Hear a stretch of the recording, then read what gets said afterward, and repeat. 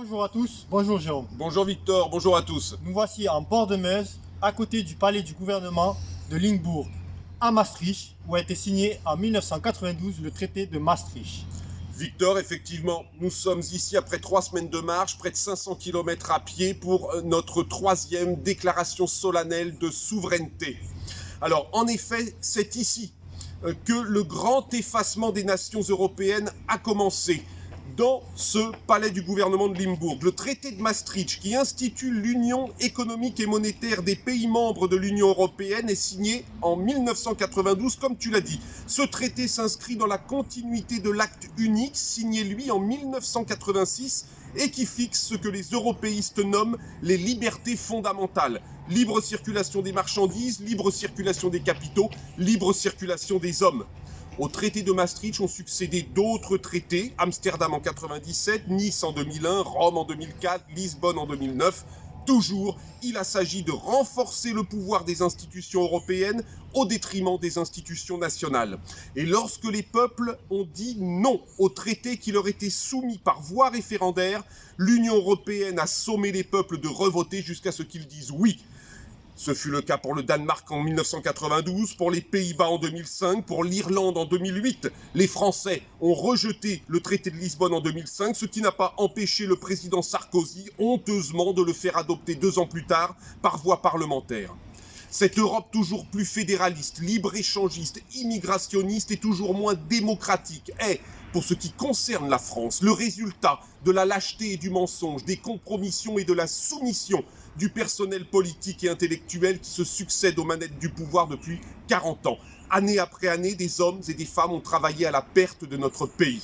À des commissaires européens non élus, ceux qui ont en charge d'assurer la continuité historique de notre nation, ont livré, traité après traité, la quasi-totalité des pouvoirs régaliens sans lesquels il ne peut y avoir de nation, d'État souverain. Le pouvoir de contrôler ses frontières, le pouvoir de faire ses lois, le pouvoir de rendre justice, le pouvoir de battre monnaie. Enfin, ils ont rejeté l'idée même de nation, considérée comme eux, comme nuisible à l'établissement du grand marché qu'ils échafaudent obstinément. Ce faisant, ils ont privé le peuple français de son droit élémentaire, celui de décider par lui-même et pour lui-même de son avenir, de son destin. C'est au nom de ce grand marché mondial et de la sacro-sainte Union européenne qui en est la matrice que ces hommes et ces femmes ont mené une politique économique antinationale, mêlant désindustrialisation, privatisation de secteurs clés, coupes budgétaires drastiques pour l'hôpital, la police, l'armée, l'ensemble des services publics. Cette politique agressive du chiffre, de la rentabilité, est bien entendu appuyée sur une politique migratoire insensée qui fragmente la société française et qui en définitive nourrit ce qu'ils prétendent combattre. La peur, la violence, le rejet, l'hostilité des uns envers les autres.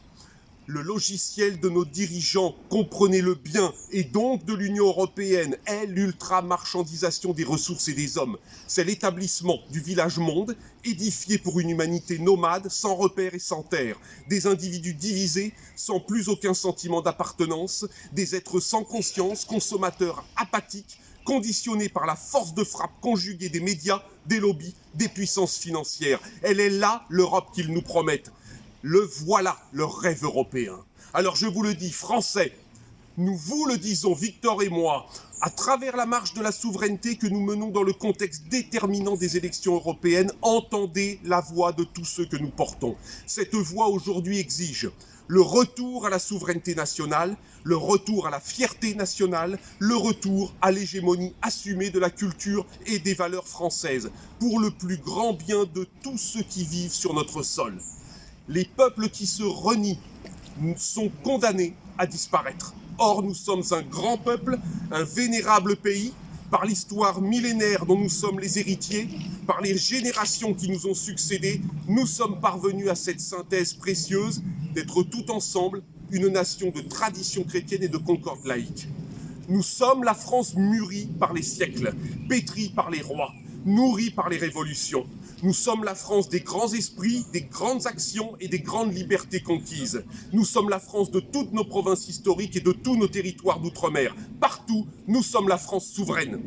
Voilà ce qui constitue notre bien commun, voilà le trésor entre nos mains à défendre, à magnifier et à transmettre.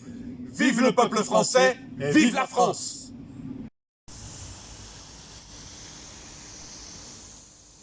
Jérôme, maintenant déposons la terre de France devant le palais du gouvernement.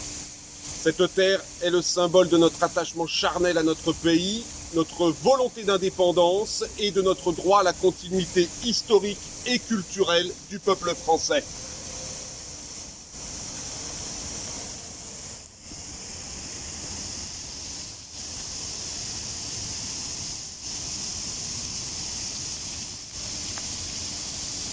Allons enfants de la patrie, le jour de gloire est arrivé. Contre nous de la tyrannie, l'étendard sanglant est levé. L'étendard sanglant est levé. Entendez-vous dans nos campagnes mugir ces féroces soldats? Ils viennent jusque dans nos bras, égorger nos fils et nos compagnes. Aux armes, citoyens, formez vos bataillons.